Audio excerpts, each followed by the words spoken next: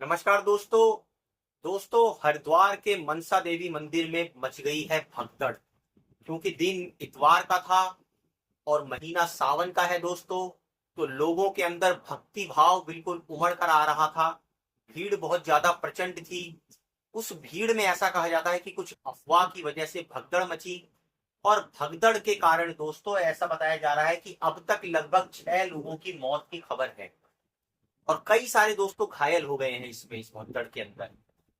अब ये कोई भगदड़ दोस्तों नई नहीं है। इससे पहले हमने भगदड़ देखा कि किस तरह से कुंभ के मेले में भी कितनी प्रचंड भीड़ जुटी।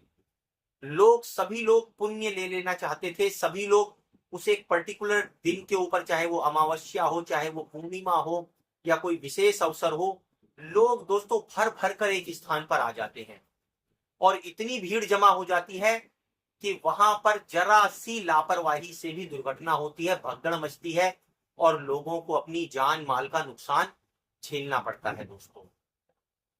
अब यहाँ पर दोस्तों एक सवाल ये पैदा होता है कि आखिर लोग इतनी भीड़ वाली जगहों में जाते ही क्यों हैं, और ये जानते बूझते हुए कि इतनी भीड़ में अगर वो जा रहे हैं तो वहां भगदड़ मचने का भी खतरा है, उनकी जान पर भी बनकर आ सकती है, उनके प्रियजनों को भी नुकसान हो सकता है। तो यहाँ बात आती है आस्था की। जब आस्था हावी होती है दोस्तों, तो उनको लगता है शायद उस विशेष जगह पर जाकर ही हमें भगवान की कृपा प्राप्त होने लगेगी। अब इसी का कारण है दोस्तों, क्योंकि जब आम जनता के जीवन में दुख ज्यादा होते हैं, परेशानियां ज्यादा होती हैं, ऐसी तकलीफें होती हैं जिनको वो दूसरों से नहीं कह सकता है, आर्थिक हो, सामाजिक हो या पर्सनल हो, किसी भी तरह की दोस्तों समस्या हो, तो व्यक्ति को भगवान की याद आती है, परमात्मा की याद आती है।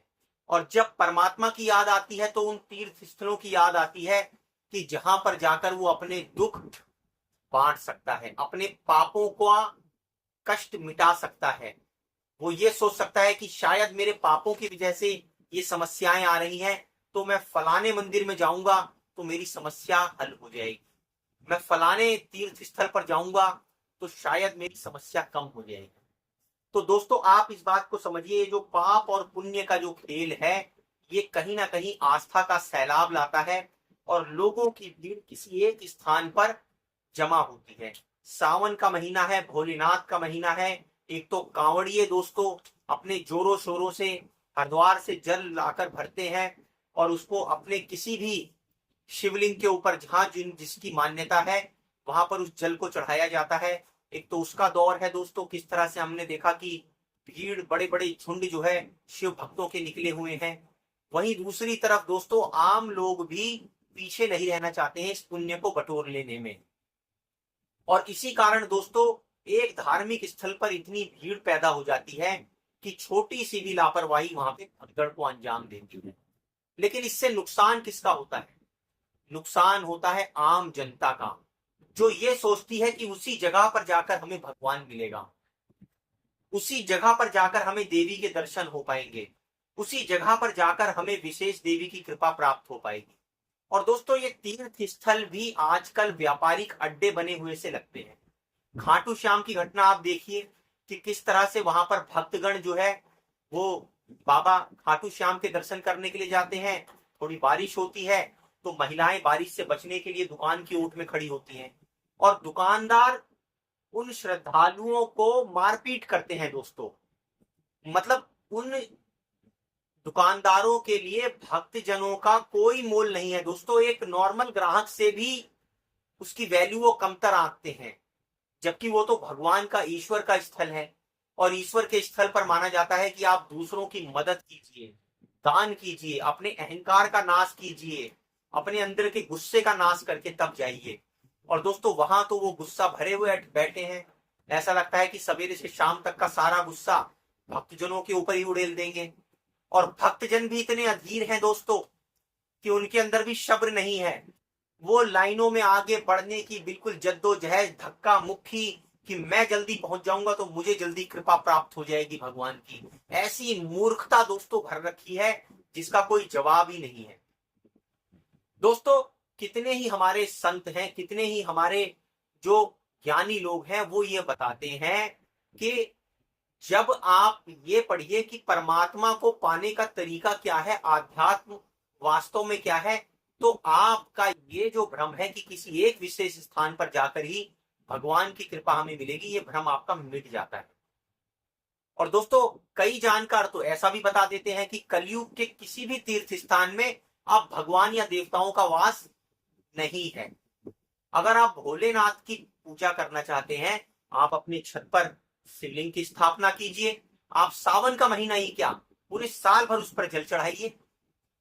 आप देवी का मंदिर अपने घर में स्थापित कीजिए। सिर्फ नवरात्रे ही क्या, पूरे साल भर देवी की उपासना कीजिए, आपको विशेष कृपा मिलेगी।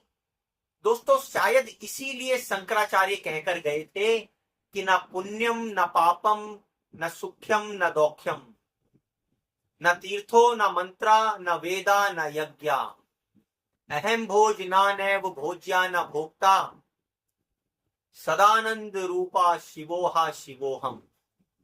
दोस्तों, इन मूलभूत बातों को और हमारे जो ज्ञानी जन थे, हमारे संत जन थे, हमारे ऋषि मुनि थे, उनकी बातों को गहराइयों में ना जानकर हम कई बार ऐसी मूर्खता करते हैं कि भीड़ भाड़ में ना सिर्फ अपने बल्कि दूसरों को और अपने प्रियजनों के जान और माल को खतरे में डालते हैं।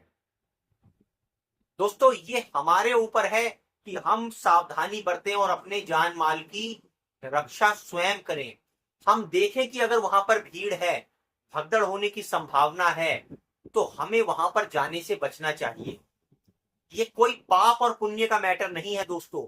अगर आपका जीवन रहेगा तो प्रभु की बहुत असीम कृपा आपको मिलेगी। और ये भी मूर्खता मत पालिए कि किसी तीर्थ स्थल में जाकर अगर आप अपने प्राण त्याग देंगे इस भगदड़ में, तो आपको मोक्ष मिल जाएगा या आपके पुण्य बढ़ जाएंगे। दोस्तों, परमात्मा का ये दिया हुआ जीवन ही अपने आप में सबसे अनमोल है।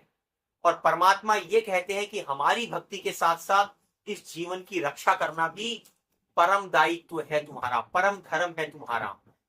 जब इन शिक्षाओं को हम भूलते हैं तो इस तरह के हादसों को अंजाम देते हैं।